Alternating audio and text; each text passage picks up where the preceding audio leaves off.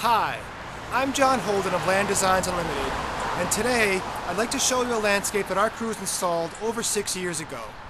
Now this landscape is in Newtown, Connecticut. I just want to show you that landscape design isn't always about trying to make something, a landscape that makes a statement, that stands out, that has, a lot of zing to it. Sometimes what we're trying to do is just make the house a nice comfortable place to be, make the house fit in. And I guess the term I'm looking for here is possibly understated simplicity. So what I'd like to do is just take a few moments, show you around this landscape and show you what we did. What you're looking at there is some dwarf fountain grass. That's going to grow to be about 3 feet tall. It's going to have a nice texture to it, and it's going to have beautiful seed heads at the end of the year. Now as we come down a little bit closer to the house, you can see that beautiful lace leaf maple we have. Now, I do apologize. We had such a bad winter last year that unfortunately the left side of that maple got broken off in the snow. So what we did is we pruned it all out when we mulched the garden this year, and then in about 2 or 3 years it will grow back and it will look very nice. But I do want to point out how that Japanese maple, let's go over and take a look from this side.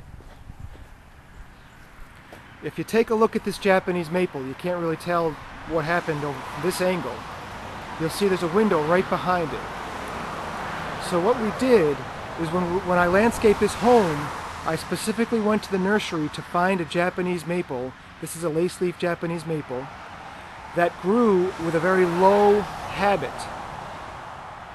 The nursery was full of maples, and it did take me a little extra time to find it, but the end result was that this maple really did a nice job, and still does a nice job, especially once it grows back, in filling in the front of this landscape. It was almost as if that maple was grown specifically for this location. And that's a part of landscape design that also is very important, is your plant selections. Even if you're choosing the same plant, there are differences among plants as far as growth habit. Sometimes if you're looking for a tree, there's different branching heights on trees. So there are many small decisions in the landscape design that lead up to the main decision of what the best design is for a landscape. Now let me just take you back. I want to show you this sidewalk.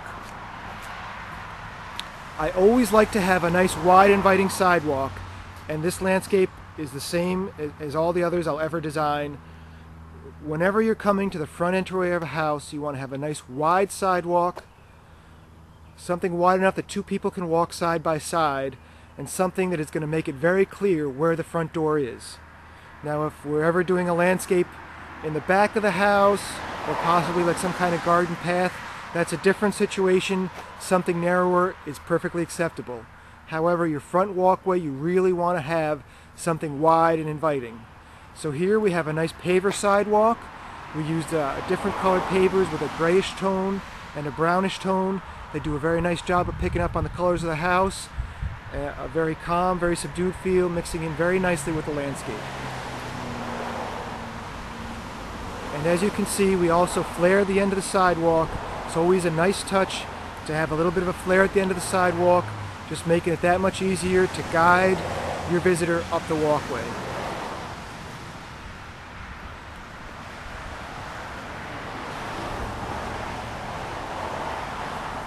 Now on either side of the front door, and once again we did have a pretty bad winter, the boxwood you see on either side of the front door are a lower maintenance plant.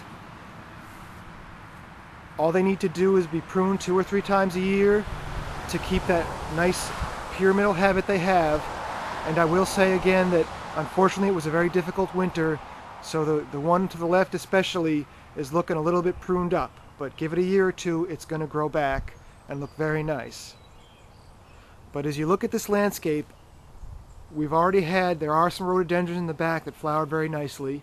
There's a little bit of sedum that's going to give you some nice fall color in this landscape. This plant right here, that has heads, they almost look like broccoli, that are going to have seed heads, flower heads in the fall. It's like a deep burgundy, deep red color.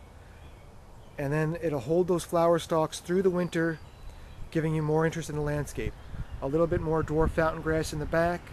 And then there we have some rhododendrons, some small leaf rhododendrons. This one is called Olga, which is going to have a pink flower in the spring. And then moving to the right side of the house, we have another boxwood. And this is pretty much how the boxwood should look. This one didn't quite get as trampled by the snow. And then to the right side of the house here, and this is what really makes this landscape to me fit in with the house. This is called a double file viburnum. Now that shrub right now has got to be easily 9 feet tall. It's a nice big shrub, and it really anchors the house to the landscape. And when that tree, viburnum, is in full bloom, it has a very nice white flowers on it. It catches your eye as you drive by. There's no way around it. And then at the base of the viburnum there, you see some blue star juniper. Very low maintenance. It's not a very spready juniper. Some of the junipers that spread tend to take over a little bit too much.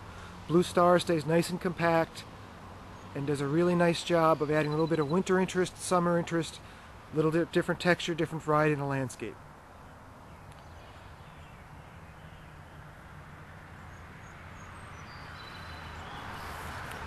Now moving around to the side of the house here, there is an air conditioner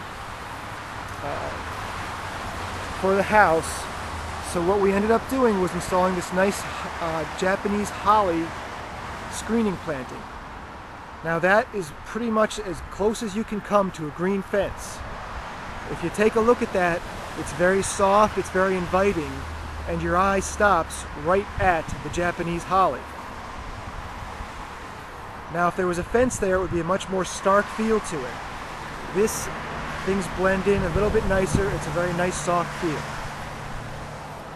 And then working around to the end of the house here, it's getting a little bit shadier. We're on the shadier side of the house. All we're going to get over on this side is a little bit of afternoon sun. So what I planted over here is called a mountain fire andromeda. Now the andromeda is one of the first plants to flower in the spring. It's got small white bell-shaped flowers that are going to lean over, give you very nice interest. It flowers, let me think about this, it flowers in late March to early April, and then what happens is, as the new growth comes, it's got this beautiful red color. The red foliage will end up being green as it matures, but through the year, as the new growth comes, it'll give you this nice red color, adding a little bit of interest. Thank you for watching this video today. If there's anything I didn't discuss that you'd like me to, please feel free to contact me at landdesigns.com, facebook.com/landdesigns,